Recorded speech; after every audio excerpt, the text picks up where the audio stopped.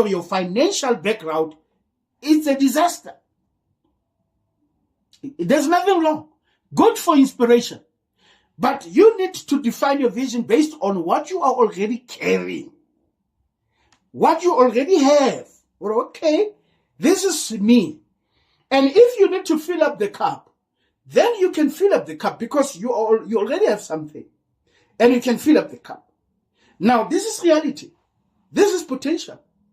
So potential, in most cases, it doesn't help us even to run marriages. I've seen sisters falling in love with a brother preaching on the pulpit. And they believe, oh, it's a man of God. That one is powerful preacher. Yeah, he's a powerful preacher. But it doesn't mean he's a good husband. Sometimes you think, or because he's a powerful preacher, then he's a good husband. He's not. Then you are going to get the reality thereafter. An abusive man, somebody who doesn't even know himself. So I'm saying, when you define the vision, or you write the vision as the Bible tells us here, or you write a vision based on what you already have. You know, if you have a skill to maybe business, you've got some business skills, then you can define a vision based on the skill that you have. Because you know this one, you can work upon. Most of us, we're wasting our time preaching this thing, it doesn't even exist at some point. It's just an ideal that is in our head. So vision must be differentiated between potential and the reality. Because you can't define your vision based on a potential. You must define your vision based on what you already have.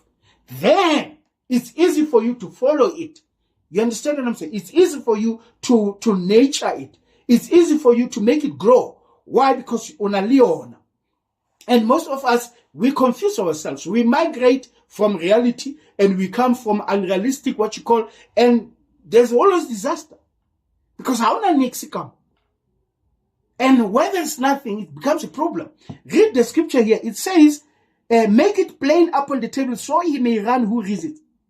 Now, we copy and paste our vision.